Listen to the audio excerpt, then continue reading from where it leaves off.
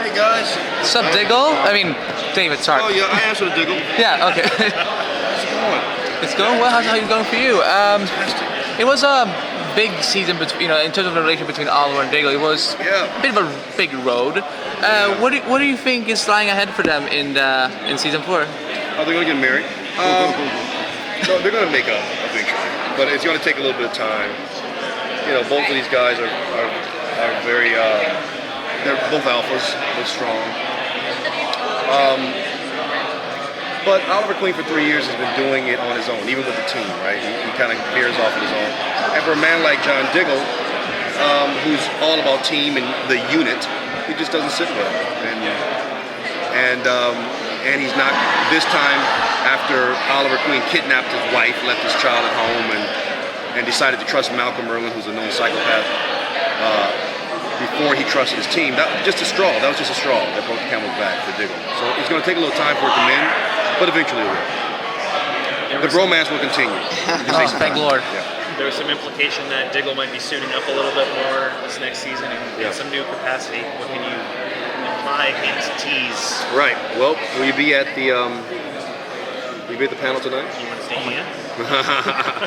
There's going to be a few reveals tonight, and so you guys will see very, very soon what's this going to be. It's a good part of it. I hope so. I like it. Yeah.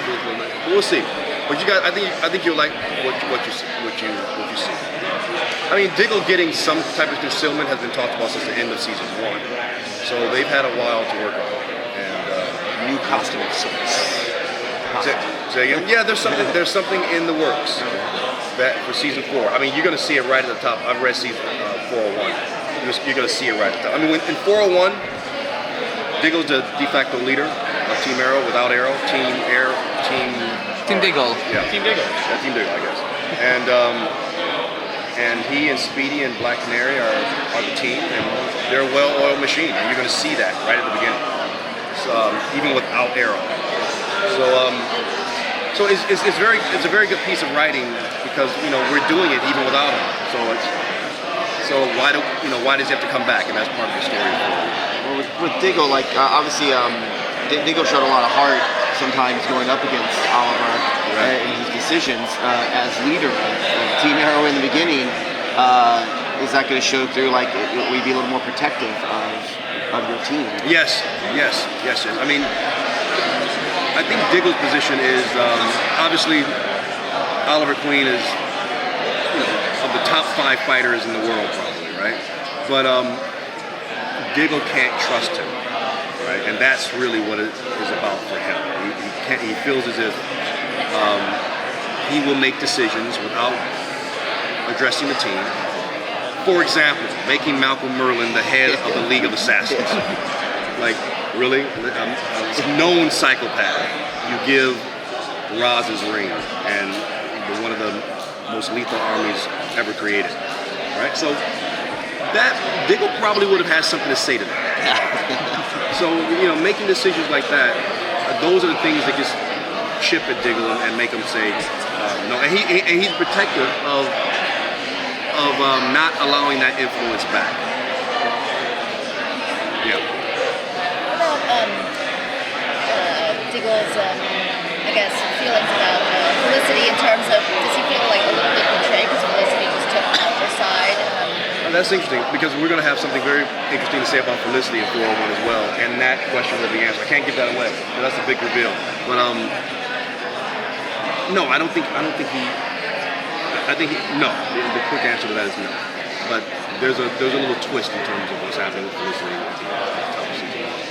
You talked about a few minutes ago about you being now the leader of let's say Team Diggle with Black Canary and Speed and so on. What can you tease about his relationship with those two? Now because Oliver's kind of MIA.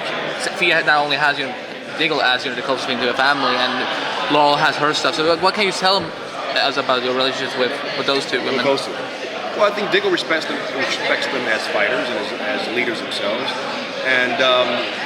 Again, when you see the top of 401, they've been working together for 4 months or 5 months. There's 5 months that have passed since Felicity and Oliver rolled off into the sunset. and the three of them began to protect Starling City. And when you see them in the beginning of 401, they're very well oiled. They're fighters. They're saving the city. They're protecting the city. So I think all the relationships have fallen in line. I think Diggle respects them and they respect Diggle. And you will see that even when Oliver has his run-in with Team Diggle, new Team Era, whatever you want to call it, you will see how protective they are of each other. So for 5 months, they've become a very formidable group. This is not the first time we've seen Team Arrow without the arrow. Right. Previously, you thought it was because he was dead. Now it's because Oliver has chosen to walk away. Right. Does that change anything in how Team Arrow functions, knowing that Oliver left voluntarily rather than the fact that he might be dead? Well, the drama that surrounded whether or not Oliver could be back, whether or not he could be alive, the grief, that element obviously is gone. But no, I think the three of them moved on. I think when you say at the beginning of 401 again, the team has, all of them are passionate about the city. And this, I think what was great about season 3 was that you saw that other people took on this crusade as their own. Right? It began with Oliver, but they all have their own vested interests and reasons for protecting the city. And that sentiment is exactly what propels the new team in the beginning of 401, and you see that. So they don't feel like we were missing something now that Oliver's gone, but they're going to meet head on some opponents that, obviously they're going to need the arrow to help. Thank you for your time. You're welcome. Thank you.